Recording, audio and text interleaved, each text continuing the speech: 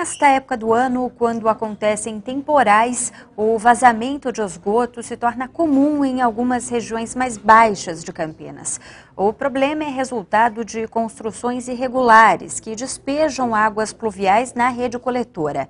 Um levantamento da Sanasa constatou que quase um terço das casas fiscalizadas tem que refazer as canalizações. Por 2 vezes, Dona Maria teve a casa invadida pelo esgoto. A sujeira voltou pelos ralos depois de uma forte chuva. Ela perdeu parte dos móveis e teve prejuízos. Teve que trocar as coisas lá fora. De repente começou a boiar a água, sabe? Começou a boiar. E não tinha como se virar, porque depois que começou a sair a água, nós tínhamos que mais ficar quieto, né? O problema é muito comum nas partes baixas da cidade. A causa é uma prática irregular feita pela própria população. O despejo de água de chuva na rede de esgoto. Quando ocorre essa pressurização, a tubulação pode romper.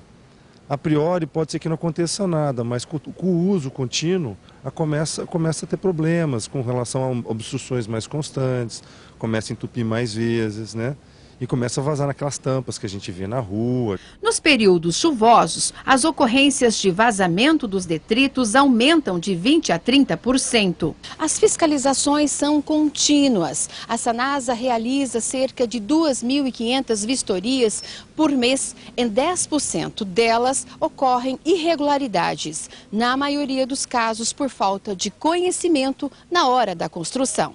Quando há suspeita, os técnicos fazem testes no imóvel. Jogado na inspeção de água pluvial um corante e é verificado se houver a presença do corante na rede de esgoto é porque tem uma irregularidade. A instalação da rede de esgoto segue normas técnicas e um decreto estadual proíbe o uso do mesmo encanamento para o despejo do esgoto e águas pluviais. O destino correto da água de chuva é a galeria.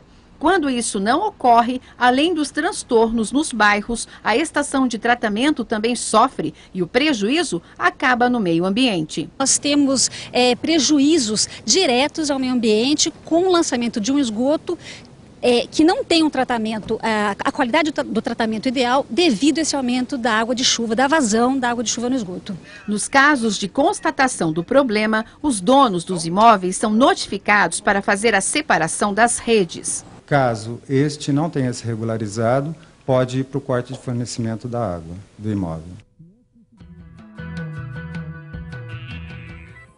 O tempo começa ensolarado na nossa região amanhã, mas ao longo do dia aumenta a formação de nuvens, trazendo possibilidade de chuva no final da tarde.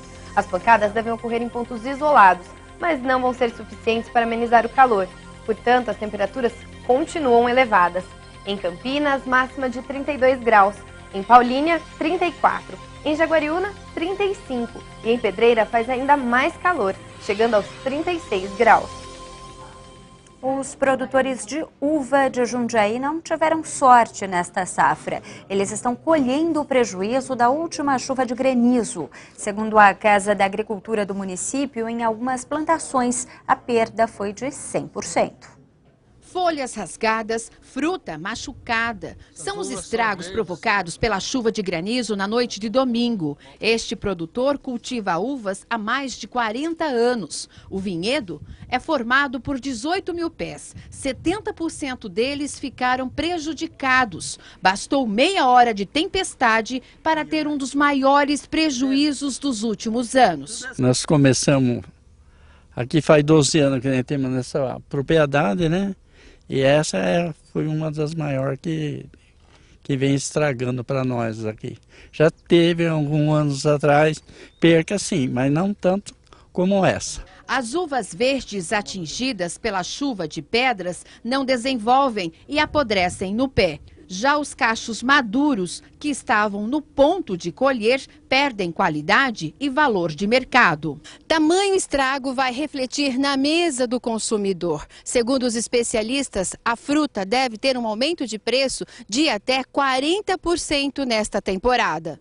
As seguradoras devem avaliar as perdas nos próximos dias e começar a pagar os produtores de Jundiaí que dependem desse dinheiro para recomeçar. Para recuperar é difícil, tem que trabalhar muito. Esse ano já não tem mais o retorno. Assim, para o ano que vem, trabalhando muito ainda, dá para fazer a poda verde, E nós estamos acostumados a fazer a poda verde, né? Mas assim mesmo ainda vai desejar um pouco por causa do estrago, porque ela machucou muito os galhos da uva, onde que ia fazer a poda para o ano que vem. A Ceasa Campinas vem registrando uma nova tendência na mesa dos consumidores da região. A procura por frutas consideradas exóticas está aumentando. A curiosidade da população e o momento favorável da economia brasileira estão alavancando as vendas. Frutas por aqui não faltam. Tem de todos os tipos, cores e sabores. E algumas espécies nada comuns para muita gente. Você por acaso já ouviu falar em mangostim e decopom? Algum tipo de comida, uma fruta, talvez. E você sabe o que quer dizer essas palavras? Não sei. Nunca nem ouviu falar? Não. Algum tipo de comida, alguma coisa? Não sei. Não faço nem ideia. A resposta correta está aqui. Este é o mangostim, nativo da Ásia. E esta outra fruta, a decopom, que se assemelha muito a uma tangerina, só que sem sementes e pode pesar até 1 quilo. Essas são apenas 2 das diversas opções consideradas exóticas na região. Muitas delas são usadas para a fabricação de licor e vinho, como o jenipapo, por exemplo.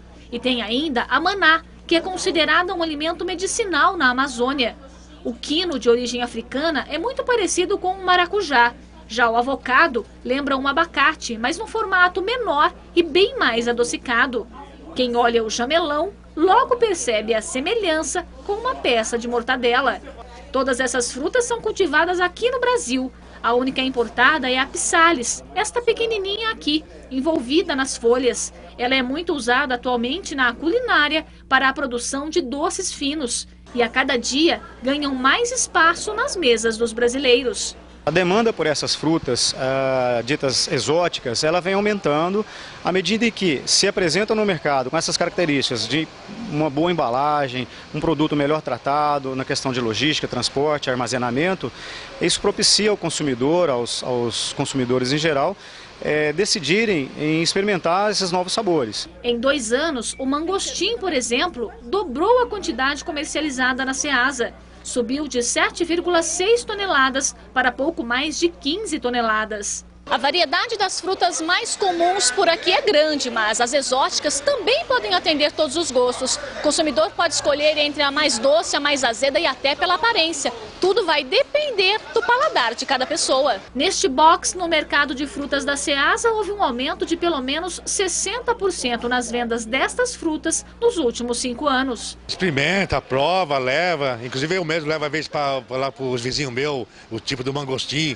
E pessoas que às vezes nunca comeu essa fruta, depois acaba provando e acaba levando direto ela. Os preços para quem não quer perder a chance de experimentar essas delícias variam de R$ 15 a R$ 45 a caixa. O momento em que o país vive atualmente predispõe ao consumidor essa experimentação. Ele gostaria sim de experimentar novos sabores, novas oportunidades e o mercado já atende essa expectativa.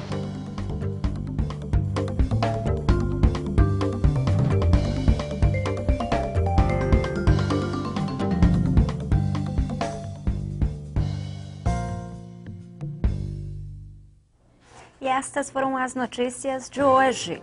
Amanhã o Band Cidade não vai ser exibido porque tem futebol aqui na tela da Band. A gente volta a se encontrar então na quinta-feira. Até lá!